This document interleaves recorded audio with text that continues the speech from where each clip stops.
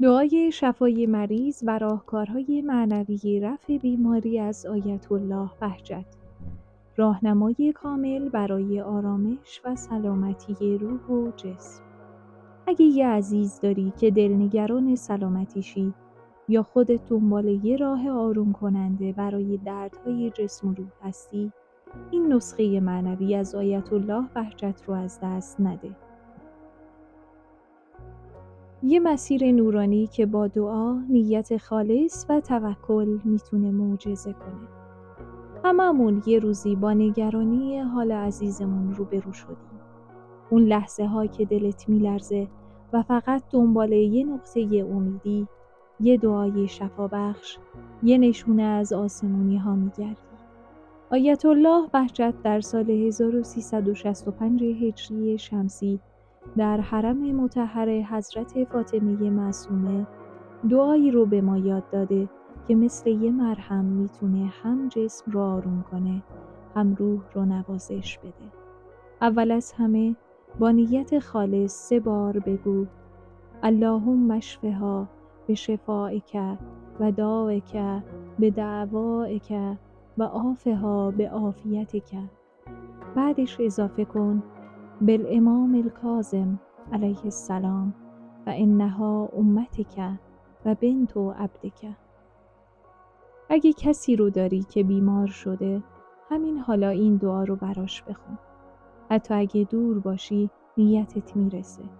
همین امشب یه صدقه کوچیک بده به نیت شفا. اگه یه عزیز داری که دلنگران سلامتیشی یا خودت دنبال یه راه آروم کننده برای دردهای جسم و روحی هستی، این نسخه معنوی از آیت الله بهجت رو از دست نده. یه مسیر نورانی که با دعا، نیت خالص و توکل میتونه معجزه کنه. به نیت شفا برای افراد متعدد صدقه بدین. حتی مقدار کم نیز اثر معنوی قوی داره.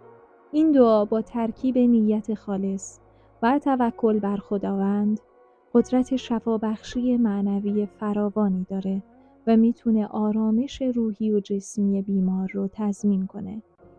نقش قرائت سوره حمد در شفا.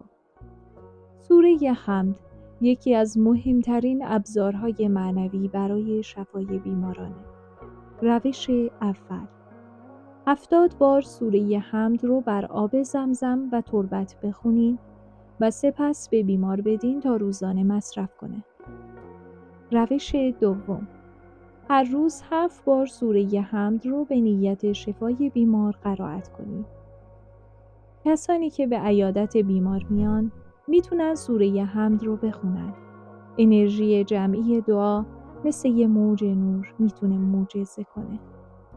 استفاده از سوره حمد علاوه بر اثر روحی باعث ایجاد انرژی مثبت و آرامش روانی در بیمار میشه و مسیر شفای الهی رو هموار میکنه.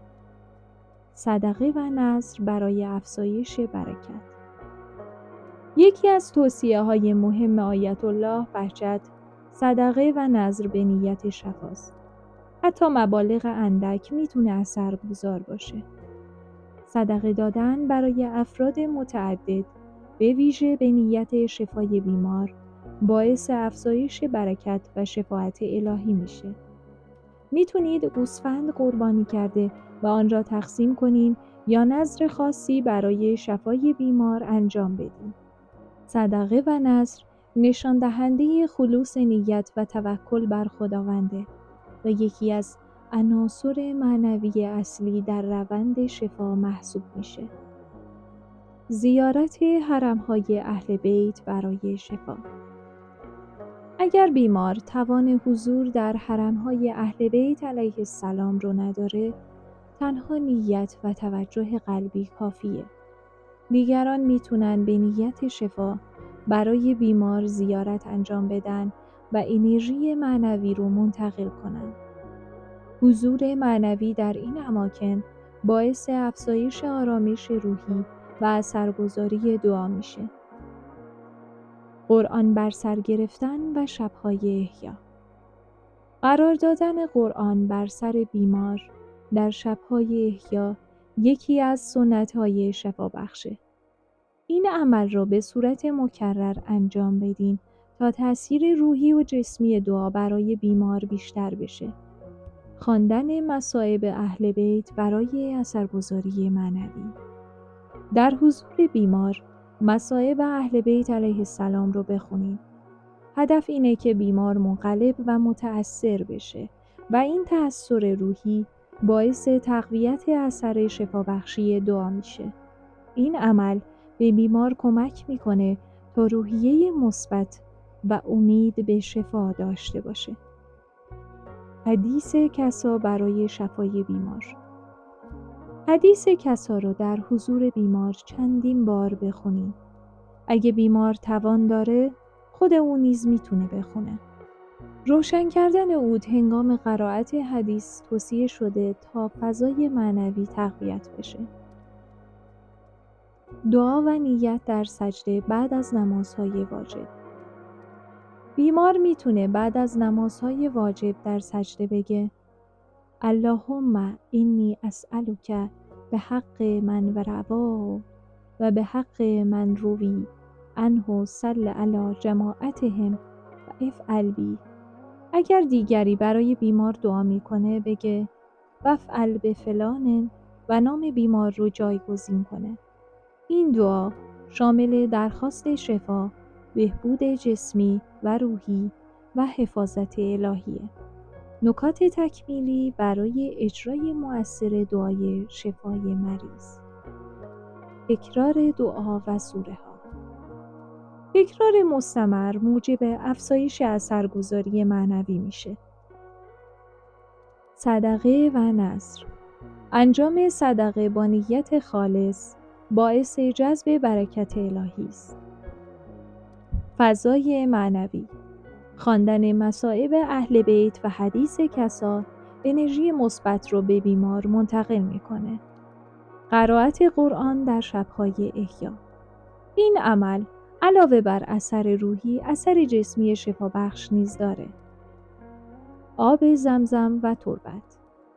استفاده از این مواد مقدس همراه با قرائت سوره حمد باعث تقویت اثر دعا میشه.